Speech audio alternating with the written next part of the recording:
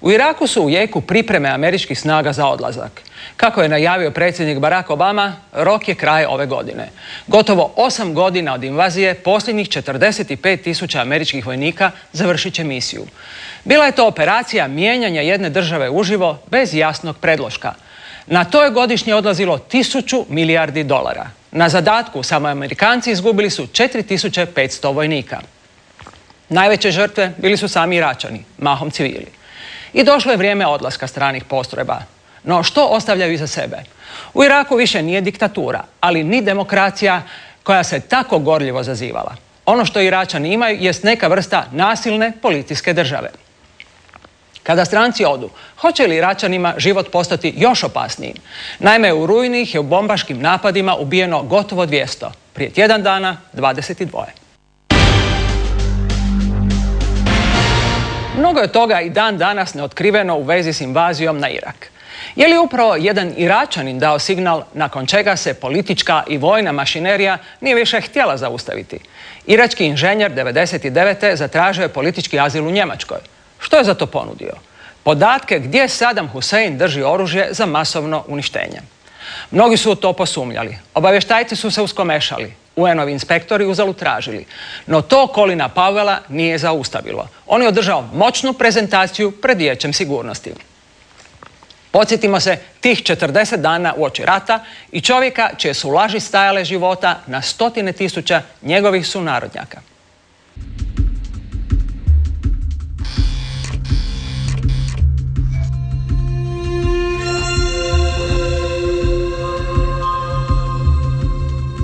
U ovom ćemo vam dokumentarcu ispričati priču koju znaju samo rijetki. Tražimo nepoznatog čovjeka, iračkog prebjega koji je bio ključ u pokretanju rata u Iraku.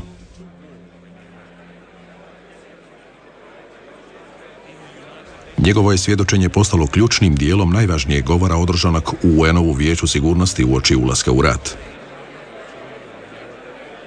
Ovo je govor američkog ministra vanjskih poslova Colina Powella. Saddam Hussein has biological weapons and the capability to rapidly produce more, many more. And he has the ability to dispense these lethal poisons and diseases in ways that can cause massive death and destruction. Tražimo čovjeka koji je Powellu ponudio detalje o iračkom strogo čuvanom biološkom oružju. Riječi su ovog nepoznatog čovjeka putovale od tajnih sigurnih kuća njemačke obavještajne službe do najviših razina CIA. Odande su se proširile do ministra vanjskih poslova, zatim i do samog predsjednika. We know that Iraq in the late 1990s had several mobile biological weapons labs. Take one vial, one canister, one crate, slipped into this country to bring a day of horror like none we have ever known. We will do everything in our power to make sure that that day never comes.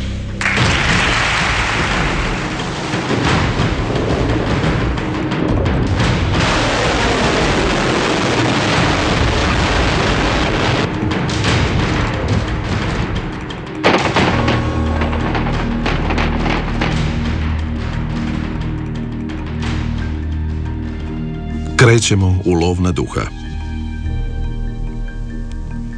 Odlučni smo u nakani da ga nađemo, ali čini se da se on skriva.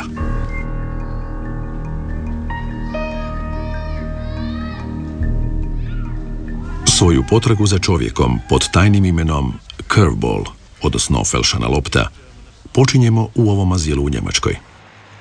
U prosincu 1999. ušao je kroz vrata i zatražio azil. No uskoro je krenuo dalje. Bio je irački inženjer, pa su njemački obavještajci načulili uši kako bi saznali što im ima reći. He was providing information that seemed to be rich and detailed. Ovo je čovjek umirovljeni general CIA s 4 zvjezdice kojega je predsjednik Bush osobno zadužio da se nakon rata pozabavi nuklearnim naoružanjem. Pročitao je sve tajne izvještaje o njemačkim ispitivanjima Curveballa. I mean, really in-depth good stuff to buck up his credibility that he had been in these jobs where he would have seen a lot of stuff. Njemački su obavještajci u sigurnim kućama i stanovima oko Minhena i Nürnberga krenuli u opsežno ispitivanje Curveballa. He claimed he knew something about biological weapons, so they got interested. Every intelligence service in Western Europe was trolling the Iraqi defector stream for someone that might tell you what Saddam... I mean, we didn't know what Saddam was doing. No činilo se da Curveball zna. Njemački izvještaj s ispitivanja pokazuju da je znao pojedinosti o tom zloglasnom naoružanju koje se skrivalo u neuočljivim zgradama nadomak iračkog glavnog grada. These are civilization destroying weapons in the hands of the wrong people. They can do vast damage to societies. So you were hunting for information about that. If you found something, you'd really earn kudos in the United States.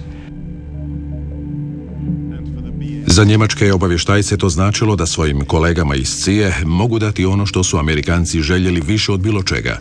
Jedinstveni uvid u tajno biološko naoružanje koje Irak razvija.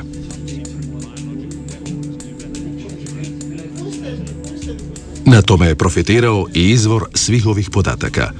Iračanin koji je zatražio azil. Nakon samo 3 tjedna provedena u centru za azilante, prebačen je u ovaj idilični gradić usred prelijepog krajolika. Dakle, napustio je centar i uselio se u vlastiti stan koji je plaćala njemačka obavještajna služba. Mi smo taj stan i pronašli, no čovjek koji se krije iza imena Curveball nije bio ondje. Pokušali smo kod susjeda. Guten Tag, Jens. Ich habe diese Bild. Den habe ich schon mal gesehen, ja. Wer wohnte da? Wo? Der wohnte hier. Ja, in die Wohnung In dort? diese Wohnung hier, ja. Ja. Und ich meine, das Ausziehen ging ja auch relativ schnell, weil früh habe ich ihn noch gesehen gehabt und Nachmittag war die Wohnung leer. Also das ging sehr schnell.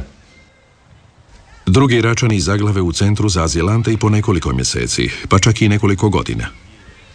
No nitko od Curveballovih bivših poznanika ne želi govoriti pred televizijskim kamerama zbog straha da bi mogli naštetiti sebi ili svojim obiteljima u Iraku.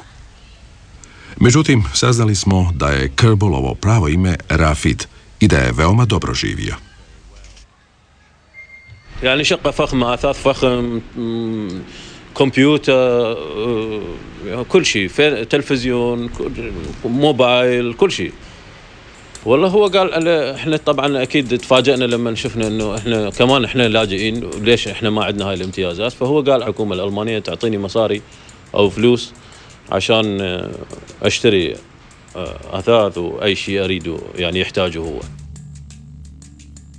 هو كان يقول انا مهندس كيميائي بس غير شيء ما بعرف يعني. طبعا اكيد هو ما قال، ما راح ما وضح لنا شو كانت وظيفته بالعراق، بس هو قال انه انا كنت اشتغل في احد الدوائر الدولة المهمة بالعراق. Dakle, Rafid više ne stanuje ovdje. No mi ga zaista želimo naći kako bismo ga priupitali je li bio svjestan kakvu je ulogu odigrao i da je uvukao svijet u rat.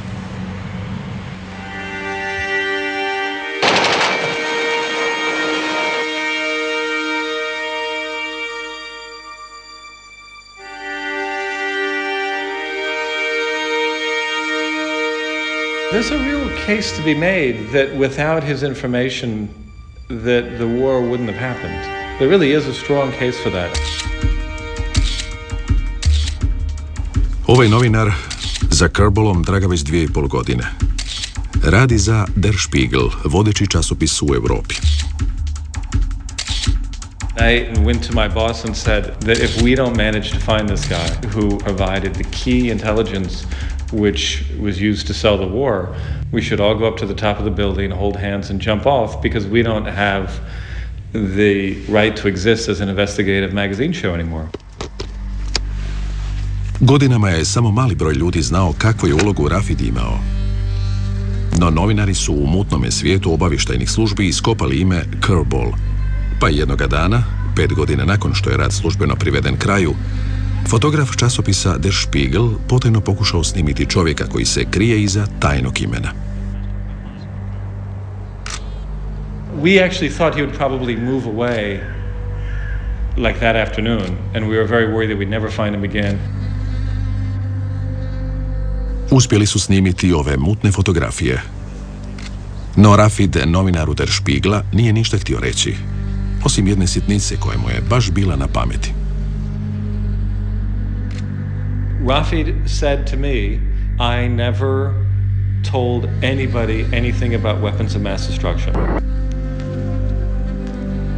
Je li moguće da Rafid njemačkim obavještajcima nikada nije ništa rekao o tom zloglasnom oružju? Odgovor možemo potražiti samo na jednome mjestu. U Pulahu, sjedištu njemačke obavještajne službe. No ni ondje nam nisu htjeli pomoći. Nismo smjeli snimati njihove zgrade, a nisu nam htjeli dati ni intervju, baš kao ni bilo kakve podatke o Kerbolu, pa smo zbog toga pokušali zaobići središnji ured. Otkrili smo da je jedan agent bio zadužen za sve razgovore s Kerbolom. No ni on nam se nije javljao. Odlučili smo ga posjetiti kod kuće.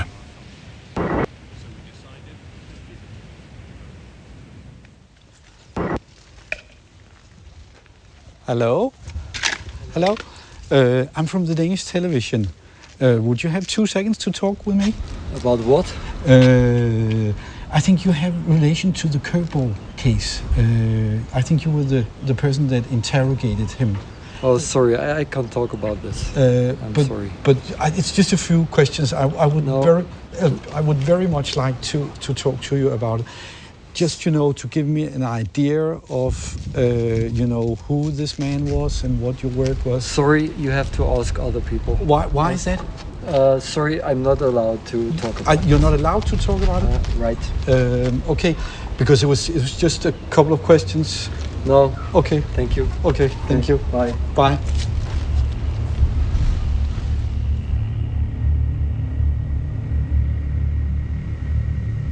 U razgovore s Kerbolom bilo je uključeno nekoliko njemačkih agenata. Nakon poduljeg razmišljanja, jedan nam je od njih otkrio cijelu proceduru, ali samo pod uvjetom da ne snimamo ni njega, ni njegov glas. Otkrio nam je da je u 18 mjeseci obavljeno više od 50 razgovora koji su sažeti u više od 100 izvještaja.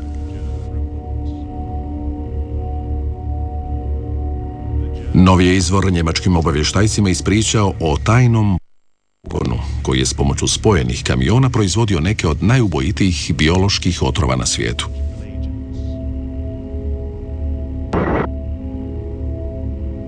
Ovo je mjesto na kojemu se trebala nalaziti jezgra iračkog tajnog naoružanja. Službeno je to skladište kukuruza iračkih poljoprivrednika.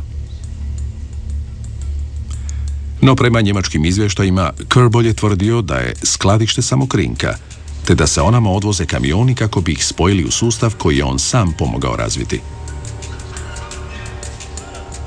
Spojeni su kamioni pretvarani u tvornicu, u kojoj su se proizvodili neki od najubojitijih otrova na svijetu. You had a very fine-grained description of how these trailers were made, how they were moved, where they were stored. It was just the richness of detail. Kerbol je veoma vjerno i detaljno opisao i dramatičnu nesreću koja se dogodila u trenutku kada su se otrovi proizvodili. Bilo je i mrtvih i ranjenih. Tvrdi da je 12 žrtava pokopana u metalnim ljesovima. Trupla su bila toliko zaražena da se nisu mogla staviti u normalne drvene ljesove. Ciji su proslijeđeni svi detalji o nesreći, kao i druge priče. Poslije je za njih saznao i cijeli svijet. He was also at the site when an accident occurred in 1998. 12 technicians died from exposure to biological agents. The biological weapons agent production always began on Thursdays at midnight because Iraq thought... Tražimo čovjeka čije su priče ponavljali najmoćniji ljudi na svijetu.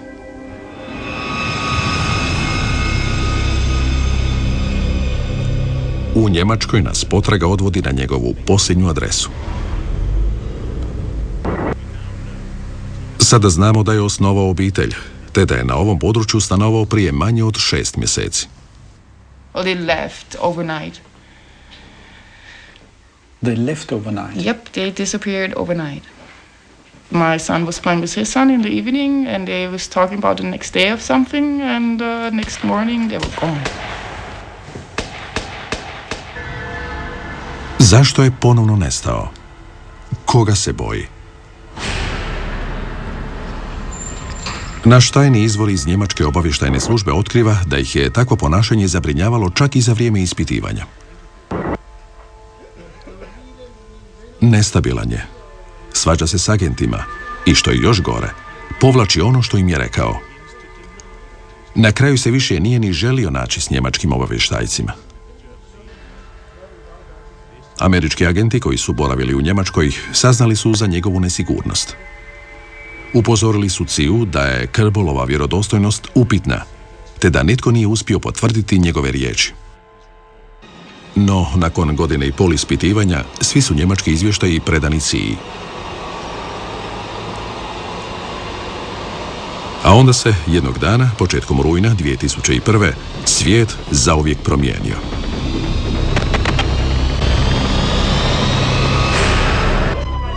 Osim same tragedije, uništena je i politička karta cijeloga svijeta. SAD je u šoku, a američki predsjednik dijeli svijet na dva dijela. Either you are with us or you are with the terrorists. Nekoliko mjeseci nakon tragedije, rat u Iraku postaje prioritet Bijele kuće.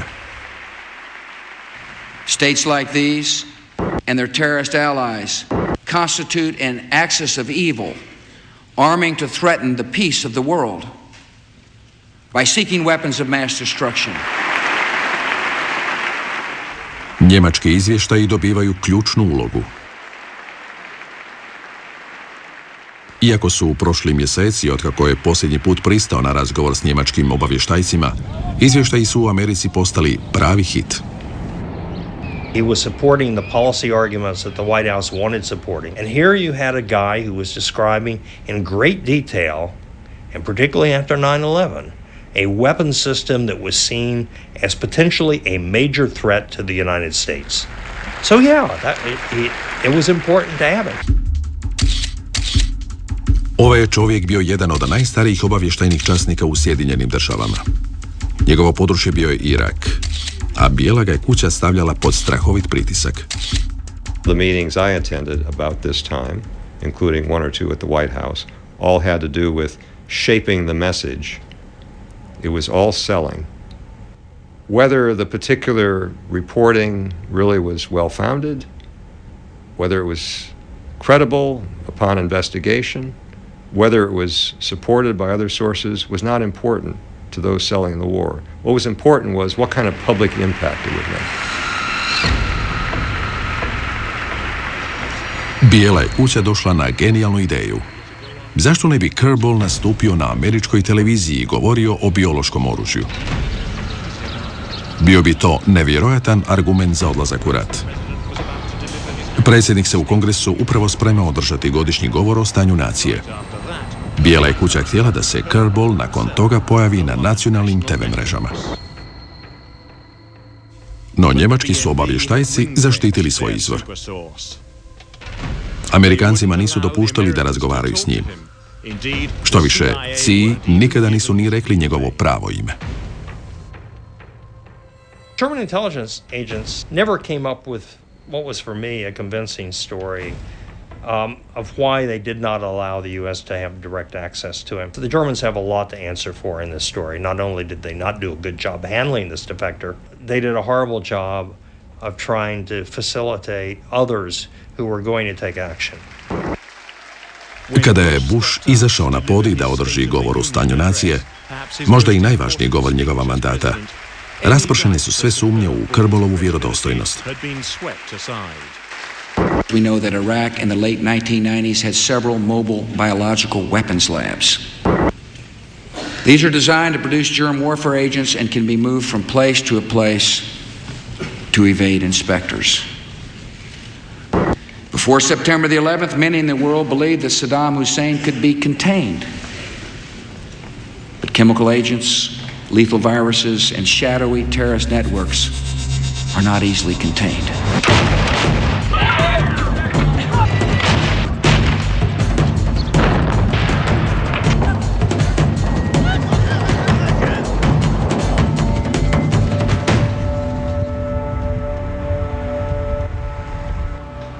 Vraćamo se u Njemačku, jer smo otkrili nove pojedinosti o Kerbalovu odnosu s njemačkim vlastima.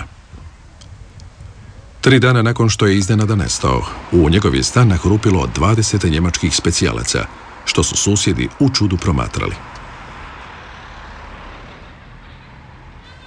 Well, if you hear some megaphone, you'll be like, well, what is going on out there?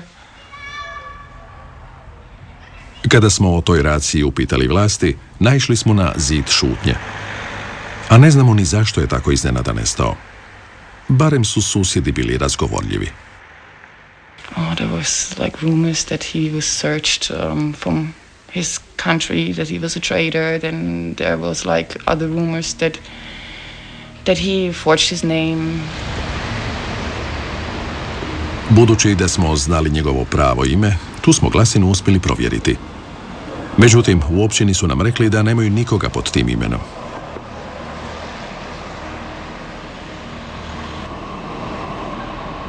Čini se da se trak ohladio, pa smo se odlučili na drugačiji pristup.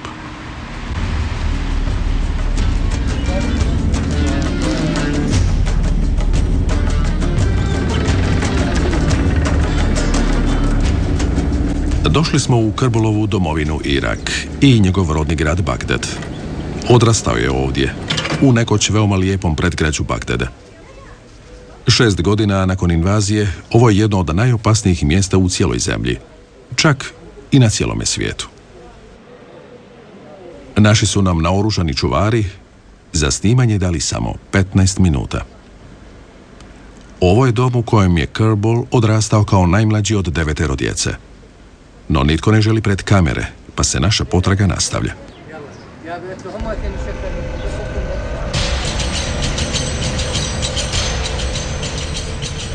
Ove su zgrade, nadomak Bagdada, trebale postati srce iračkog tajnog biološkog naoružanja. Dopustili su nam da uđemo u zgrade za koje američki ministar vanjskih poslova tvrdi da skrivaju najubojitije oružje na svijetu. Otkrili smo da je Kerbal nekada zaista radio ovdje. Našli smo i njegova bivšeg šefa. They've got this a highly human sense. He has. And he knows this is just like one of my sons.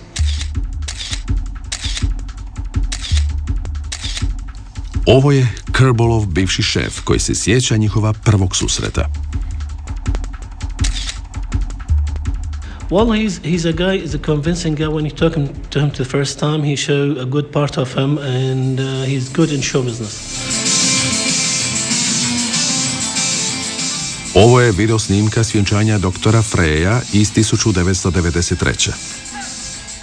Prva je to snimka čovjeka tajnog imena Kerbal. Šef je na svoje vjenčanje pozvao šarmantnog novog inženjera. No, Rafid je nakon vjenčanja otkrio i drugu stranu svoje osobnosti. We discovered at the middle of the job that he is cheating us. Rafid in the company, he's very well known. He's a congenital liar. He's not embarrassed to tell lie. And there is a smell of corruption.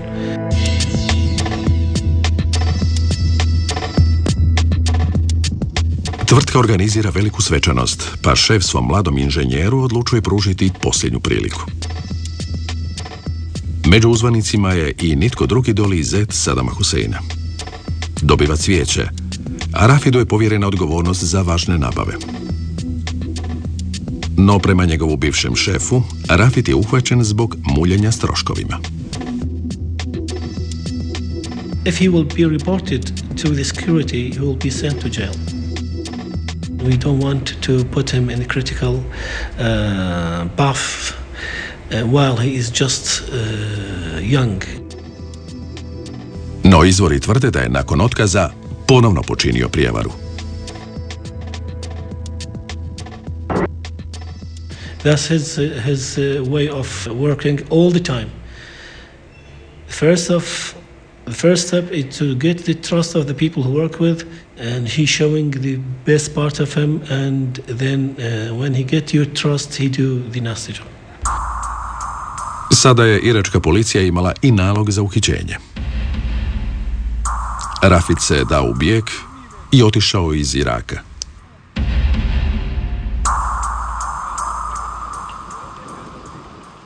Četiri godine nakon što je pobjegao, njegove su priče postale ključni dio govora koji je uistinu označio početak rata u Iraku. The gravity of this moment is matched by the gravity of the threat that Iraq's weapons of mass destruction pose to the world. Let me now turn to those. It was a very powerful speech. I would say it was the most powerful argument made to the American public, at least, and to a broader international audience of anyone who spoke about the reasons for going to war. Leaving Saddam Hussein in possession of weapons of mass destruction for a few more months or years is not an option. Not in a post-September 11th world. We have first-hand descriptions of biological weapons factories on wheels and on rails. Colin Powell nije htio sudjelovati u ovom dokumentarcu. No i iz njegova su nam osoblja rekli da nikada nije obavišten o nesigurnostima vezanim uz Kerbola i mobilne pogone. I wasn't told any of that. I found that out on my own later. Ovo je čovjek iza Powellova govora. A više od 15 godina bio je njegov najbliži suradnik i šef osoblja. Zna da je njegov šef sumnjao u postojanje iračkog oružja za masovno uništenje. He said, I wonder what will happen if we put 500,000 troops and cover the country from one end to the other and find nothing. Čini se da je američki ministar vanjskih poslova itekako sumnjao. Njegov šef osoblja tvrdi da se Powell nekoliko puta pokušao osigurati da mu sin šef George Tenet i CIA govore istinu. I remember most dramatically the final dress rehearsal. He turned to the DCI, George Tenet, and he said, George, you stand by everything I have just presented. And Tenet said, Mr. Secretary, I do. I believe the director of Central Intelligence, George Tenet, and his deputy director lied to the Secretary of State of the United States of America. The information they were giving to the Secretary of State was not anywhere near as reliable as they were presenting it to be. And that, in my word, in my book, is a lie. Ondašnji šef George Tenet nije se htio pojaviti u ovom dokumentarcu, baš kao ni njegov šef osoblja, pa im ne možemo u lice reći da su lagali. No i saslušanja pred Senatom saznajemo da je u CIA mjesecima bjesnjala tajna bitka o istinitosti Kerbolovih izvještaja. Naša se potraga za izvorom ovih podataka sve više komplicira. Proširila se glasina da čovjek tajnog imena Kerbol više nije u Njemačkoj. No tada smo primili poziv koji je sve promijenio. Das war direkt hier von meinem Büro, ist hier gelaufen. Ich habe Kaffee gemacht für einen Kunden von mir und ist direkt hier vorbeigelaufen und hat telefoniert. Also wenn Sie vor 10 Minuten da gewesen wären, hätten Sie direkt Interview mit ihm machen können. Možda će ponovno proći. Sjeli smo i čekamo. Vrijeme prolazi. Iznenada se na drugoj strani ulice pojavila osoba kojoj smo se nadali. Našli smo ga. Našli smo Kerbola. No, nemamo sreće. Tramvaj jure amo tamo i ne možemo prijeći ulicu. Vidjeli smo ga samo na tren prije nego li je zašao u zgradu, kamo ga ne možemo slijediti. Satima smo čekali pred zgradom. Nestao je s lica zemlje. onda smo primili još jednu dojavu. Jedna od njegovih bivših susjeda misli da ima njegovu najnoviju adresu. Krećemo u drugi kraj grada.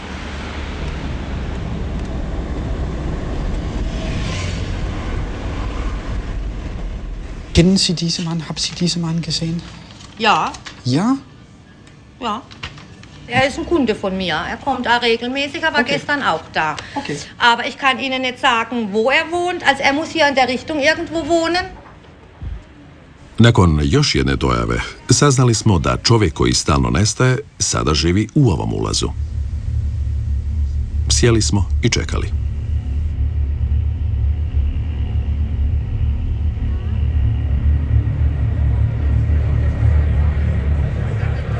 Završio je Powellov govor. Uvjerio je mnoge ljude diljem svijeta. 4 dana nakon govora, inspektori su se uputili u zgrade u kojima se navodno skrivao ubojiti arsenal.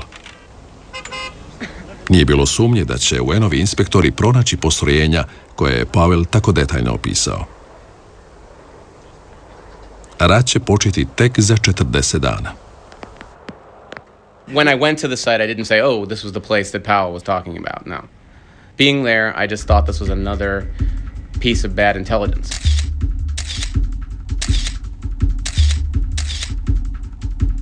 Ovaj je čovjek bio UN-ov inspektor za oružje. Stručnjak je za biološko oružje i voditelj biološkog laboratorija. So I remember heading to the site that morning, driving to the neighborhood, and knowing we were getting close. It seemed like any other unremarkable neighborhood south of Baghdad. There was a lot of auto repair shops, light industry, and there was no activity at the site. No one was rushing around saying, oh my God, UN inspectors are here. I'm not particularly in shape, but I probably could have clambered over the wall and gotten into the site and taken whatever I wanted before I was noticed. It wasn't a site that spoke that anything important was going on there. Koristeći se ovom jednostavnom opremom, inspektori mogu pronaći i najmanje tragove biološkog oružja. Oprema je pokazala da Curveballova priča jednostavno ne drži vodu. UN-ovi inspektori nisu pronašli ni jedan trag biološkog oružja, iako su sve prevrnuli i to nekoliko puta. Ništa nisu našli ni na drugim lokacijama koje je Curveball naveo. In order to believe that there is something there, something of note there, you would either have to think we were grossly incompetent or intentionally lying. Pod govor američkog ministra vanjskih poslova, što više pod temelje cijeloga rata, sada je podmetnuta tempirana bomba. Naime, na ovoj se lokaciji nalazilo samo skladište kukuruza. To je poruka koju su UN-ovi inspektori prenijeli svojim šefovima u Njujorku. Rat će početi za 30 dana. Nothing could stop it. It might not have started, but already the ball was rolling. Ovaj je čovjek bio šef osoblja UN-ovih inspektora za oružje. U ovome dokumentarcu prvi put otkriva strogo povjeljive sastanke sa šefovima obavještajnih službi i veleposlanicima iz SAD-a i Ujedinjenog kraljevstva. They were disappointed. They hoped, both the US and the UK, at least somewhere you can build up a new sort of offensive on a public information area. But it didn't work. The whole thing had a political objective. We want to get Saddam out and change the regime. Now, this can be done by having a proper excuse or can be done by having feeble excuses. In the particular case, it proved that it was feeble excuses. Ovaj je čovjek bio njemački veleposlanik pri Ujedinjenim narodima. Tvrdi da je u tajnosti upozorio SAD i CIA da se ne koriste izvještajima. We were absolutely flabbergasted. I was personally flabbergasted because they really have no serious evidence. Otherwise you don't use this kind of stuff. Njemačka je vlada bila jedna od najžešćih i najotvorenijih protivnica rata, a kritičare je predvodio sam kancelar. aber Spielerei mit Krieg und militärischer Intervention, davor kann ich nur warnen. Das ist mit uns nicht zu machen, meine Damen und Herren. I dok su njemačke gradove preplavile stotine tisuća prosvjednika protiv rata, njemačka je vlada skrivala senzacionalne informacije. Njihova kartica Curveball Amerikancima je prodao ćorak. Laž koji su ministar vanjskih poslova i predsjednik uporno ponavljali. Pa zašto onda Njemci nisu otkrili ono što su znali? Oh no, come on. I mean, as I said, we have tried not to annoy the Americans, but to be their friends and find a way out of something that we thought would end up in a catastrophe. But why couldn't you go public? Because it would not have changed the situation. You see, in diplomacy, you do a lot of things, but it has to have the right results. And just to blame the Americans without preventing them from waging this war doesn't make sense. See? As simple as that. Dakle, neposredno nakon Powellova govora, mnogo je ljudi znalo da je sama bit Curveballove priče o mobilnim postrojenjima čista izmišljotina.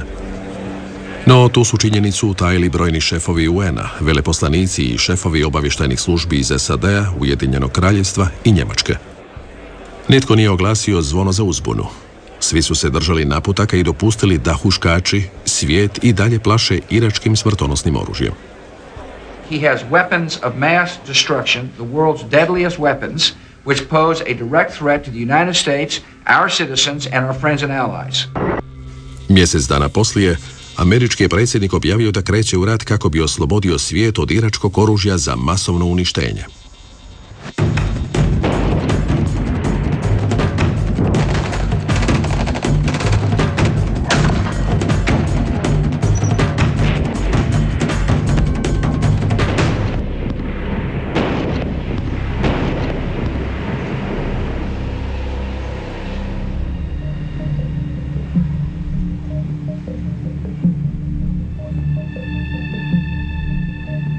U Njemačkoj smo 2 duga dana stražarili na ulici.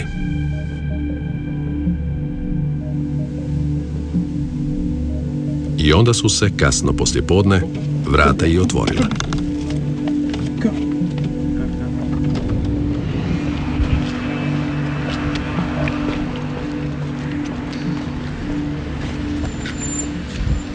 Mr. Rafid, hallo, ich bin aus der dänischen Fernsehen und ich möchte gern ein Interview mit Sie machen. Ja, aber machen Sie die Kamera auf.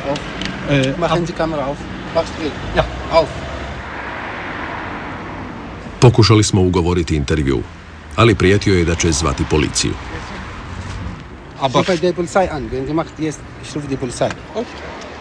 A Rafidova prijetnja ne shvaća se olako.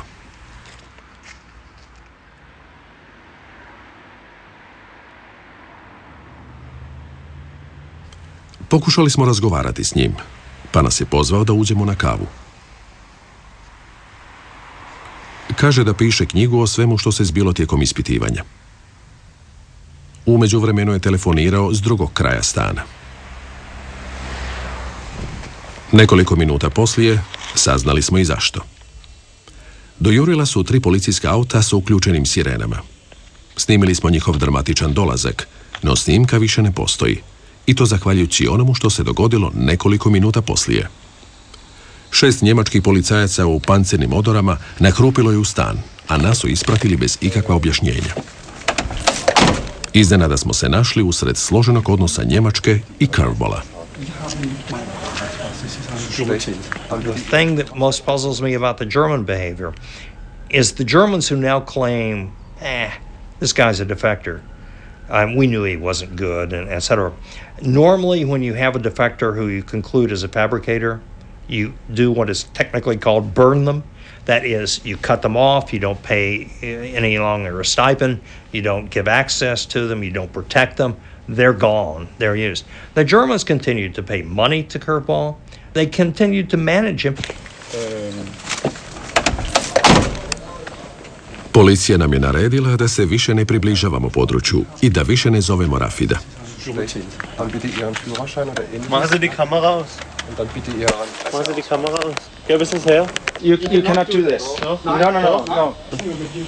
Policajci su zaplijenili naše kamere, te su pokušali ilegalno izbrisati snimke. I am right here in the middle of the street, a public place. If you erase it, I can. if you erase it, big problems. we will give you big problems. Uzalud smo pokušavali dobiti odgovor od njemačke vlade zašto i dalje štiti Rafida. If you erase it, The problem with the defector who you've believed and given some money to and all is the danger that they go public and start describing stuff. Talk to journalists. Ovakva zaštita, i to godinama nakon što je rat završio, i dalje čudi ljude koji još plaćaju visoku cijenu Rafidovih lovačkih priča. why this guy is protected? Now everybody knows that he's a liar. Why he's protected by the BRD and the German government? Why he is given the custody? He received some money, he sold his own people. By lie.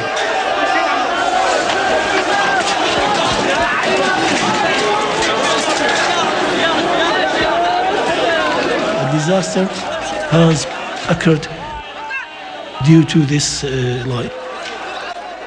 Is killing 1,300,000 Iraqis, and we've got 4 million orphans. We got 1 million widows, and we got every day the harvest of killing in Iraqi innocent people due to Rafid and due to George Bush and his liars.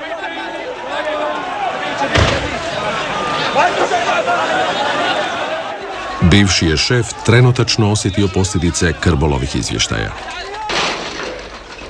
Kada je CIA nakon rata pokušavala pronaći zloglasno biološko oružje, on se našao u pritvoru američke vojske. I remember the guys from the CIA when they come close to my home. I say the tanks, the people, airplanes in the sky. My small apartment has been surrounded with the huge guys and the huge guns.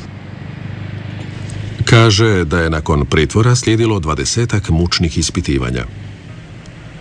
On je sa svojom najužom obitelji pobjegao iz Iraka, dok su ostali rođaci odlučili ostati u krvavom kaosu koji je nastao nakon invazije.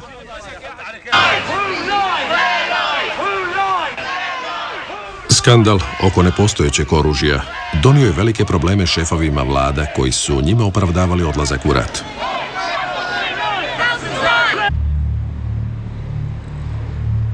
No, val kritike i skandala gotovo da je potpuno zaobišao njemačku vladu, jer ona i dalje tvrdi da su upozorili SAD i CIA da se ne koriste izvještajima. We told the Americans that we think that this information was not founded at all, and we warned them to use it. No, u njemačkom se parlamentu dogodilo nešto što se ne poklapa s pričom o javljanju. Njemačka obavještajna služba izvještava nadzorni odbor o svojem radu. Jedan je zastupnik prvi put otkrio što su obavještajci rekli o curveballu nekoliko mjeseci prije rata. Ich fand vieles von dem, was Paul vortrug, und ich habe es damals mit meinen Kollegen live miterlebt, dem entsprach, was wir schon einige Wochen zuvor vom BRD gehört hatten. Ovaj je čovjek prije rata bio zastupnik u parlamentu, član odbora za vanjske poslove i član nadzornog vijeća za obavještajne službe. Wir haben explizit gefragt nach den Unterrichtungen, die der Außenminister Amerikas Paul den Vereinten Nationen gegeben hat. Stimmt das? Und wir haben nicht den Eindruck gehabt, nach der Unterrichtung mit unserem Bundesnachrichtendienst, dass an diesen Paulschen Äußerungen irgendetwas falsch gewesen wäre. Im Gegenteil. U isto je vrijeme, šef njemačke obavještajne službe u ovom strogo povjerljivom pismu u Georgeu Tenetu pisao o curveballu. The source is credible. His reports are credible. It was clear the Americans were in love with this source and liked it. The Germans knew the administration was driving towards war. They certainly knew after Colin Powell's speech, biological weapons were going to be a major part of the argument. It would have been a major issue to go in and say, this guy is not genuine. He's a fabricator, et cetera, et cetera. They didn't do that. I zato smo se vratili. Ima li Rafid priču za koju njemačke vlasti ne žele da se sazna? Odlučili smo ignorirati policijske naredbe o tome da ne smijemo zvati Rafida. Čekalo nas je iznenađenje. Zvonili smo nekoliko puta. Otvorila nam je ljubazna susjeda. Ustanovili smo da je Rafidov stan napušten. Ponovno je nestao. Pronašli smo nadstojnika zgrade. U pismu nadstojniku zgrade stoji da je tvrtka Thiele i Friedrichs zaposlila Rafida još davne 2000. Nazvali smo ih i ostavili poruku. No, nitko nam se nije javio, pa smo odlučili potražiti je. Tvrtka se ne želi isticati. Nitko nam ne otvara vrata. Odlučili smo pitati susjede. Und was machen die? Keine Ahnung. Wir sind doch nur Nachbarn. Ja, schon, aber wir haben sehr wenig Kontakt. Tvrtka je zapravo paravan za njemačku obavještajnu službu. Gradonačelnik kaže da su agenti obavili svu papirologiju i stupili u kontakt kada je Rafid dobio njemačku putovnicu i državljanstvo. Zašto bi njemačka obavještajna služba sredila Rafidu njemačko državljanstvo 7 godina nakon što su Njemci upozorili da njegove laži vode prema ratu u Iraku?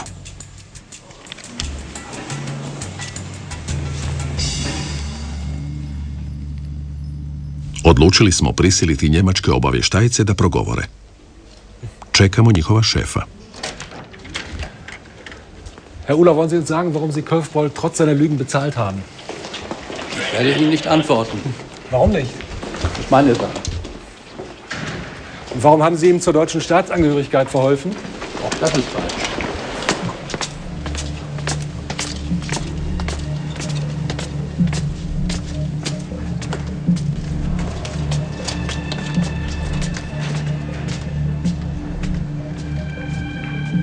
No, za to je vrijeme naš lov dobio još jedan nevjerojatan zaplet.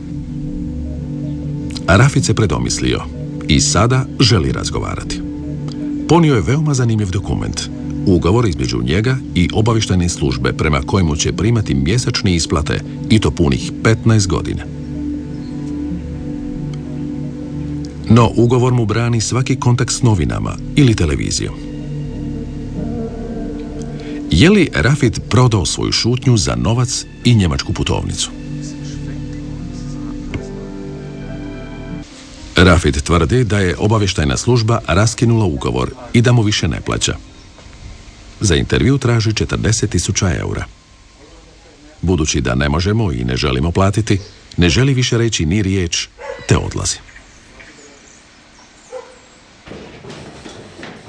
Ponovno smo ga pronašli, i to u hostelu za beskućnike, gdje sa svojom obitelji živi u jednoj sobi. Prima socijalnu pomoć. No kada smo pokušali stupiti u kontakt, bila je to kap koja je prelila čašu. Bijesanje i prijeti.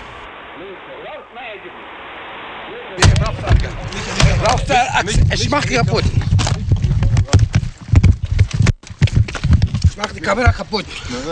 Mach die Polizei an. Gehst du.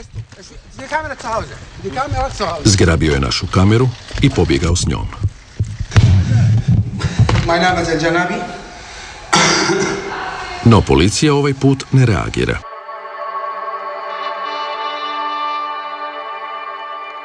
Odlučili smo da je dosta.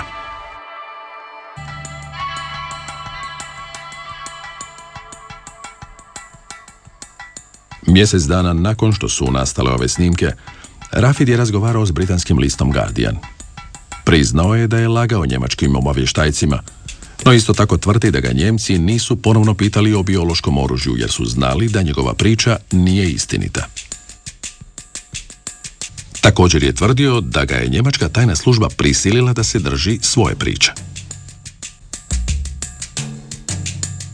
The BRD implied that his then pregnant wife, living in Spain, would not be able to join him unless he cooperated. You work with us, or your wife and child go to Morocco. Venality, his blame being nearly as great as those at the highest levels who clearly began to know about his unreliability and yet continued to push the case as being airtight. They're the ones who I think bear the blame for this. O lažima u politici i društvu i posljedicama razgovaramo sa Nizozemcem Robom Riemenom, piscem i osnivačem Nexus instituta. Gospodine Rob Riemen, welcome to our program. The author of the documentary has disclosed one of the biggest lies that lead us to the war in Iraq, but after 8 years. Are we questioning enough political decision makers, or for some reasons they are constantly lying? Well, the first answer to your first question is no, we are not questioning them enough. Unfortunately, we lost a lot of interest in politics. As a society, you know, we leave them on their own. They can do their own things. Why we lost the interest? What do you think? Well, because it was more easy not to be committed to politics. You know, and to be only focused on ourselves and to do the things. We elect them, so... Yeah, just let them do the things, and then when the economy is booming, all will be fine. Why should I care for politics? You know, to care for politics means to care for society. When a society becomes totally in the grip of, you know, I'm only interested in myself, you're no longer interested in the politics. You only start interested in politics when there are problems. Now, the problem with democratic politics nowadays is a thing which has been analyzed by a French novelist, Roger Martin Dugas, who won the Nobel Prize. And in one of his novels, he introduces a diplomat who explains to another person that politics is about useful lies. Useful lies. You cannot be a successful politician without useful lies. And then he starts to explain, you know, how politics functions. And to give an example, Mr. Mubarak, the former president of Egypt, was the leader of the National Democratic Party in Egypt. And Saddam Hussein was also related to democracy. And all kind of new fascist movements will always say we are there, you know, for freedom and to make a freedom of speech possible. Apparently, so much of democratic politics is about serving self-interest, and you start to use slogans. It's about propaganda. And unfortunately, the media are complicit with it. Because you are very critical with the mass media. Yeah, but and if the mass media would have accepted much more responsibility, we would not have had this disastrous situation. Because then we would have had the checks and balances, and then we would have been able much better to control what the political elite, but also what the financial elite is doing. But what has happened is that mass media has been taken over by, you know, powerful people.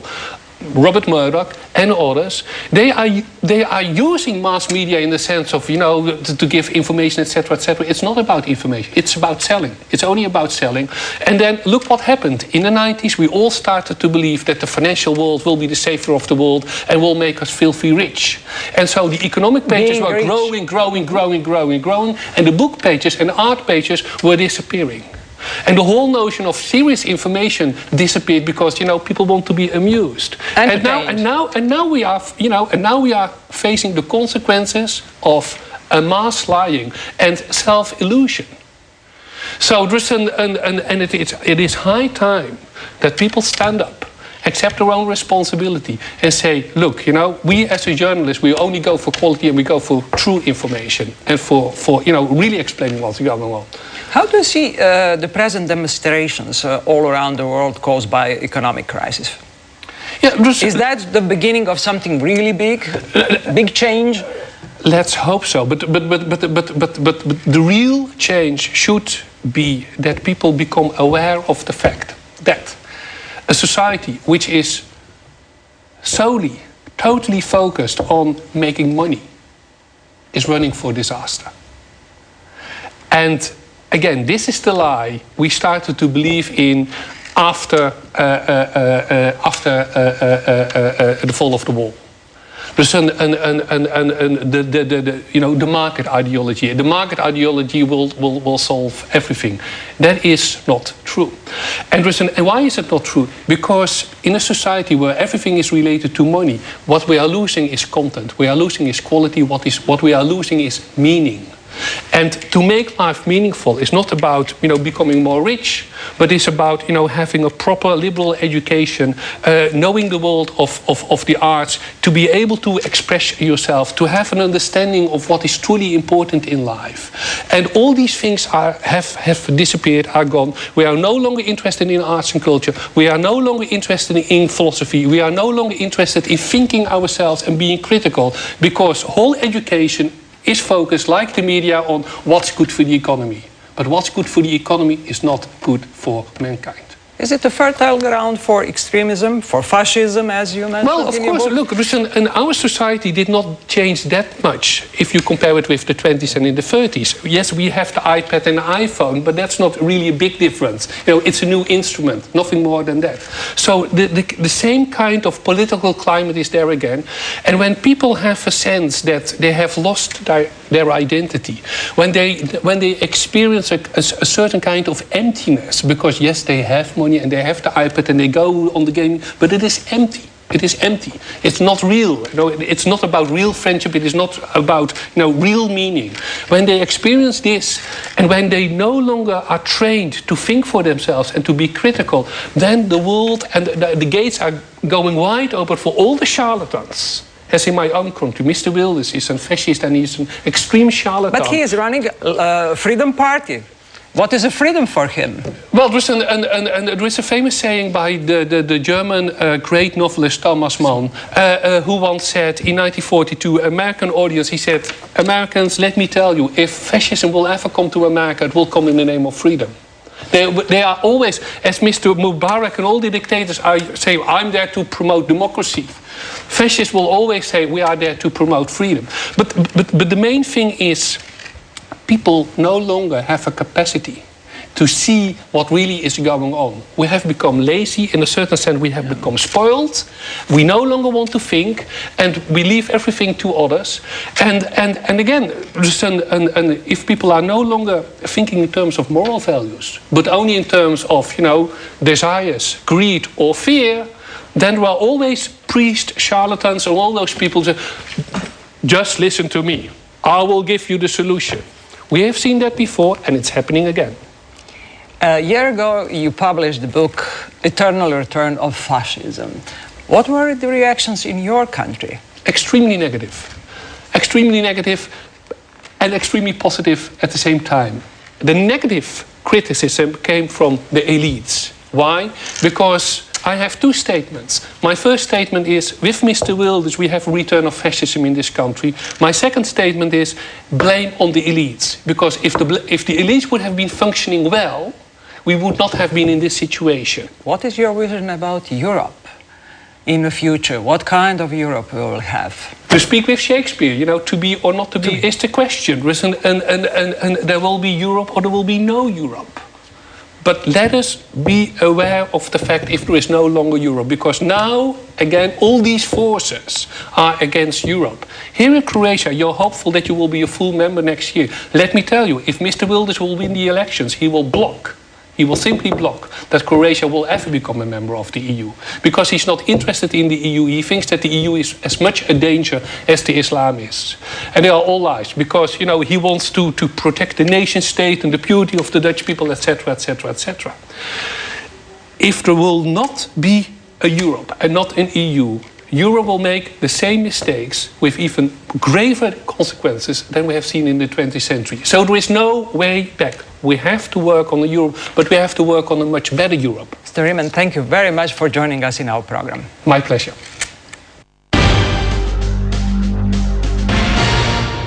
Iduće subote, kako funkcionira američko ministarstvo vanjskih poslova i kako radi državna tajnica Hillary Clinton?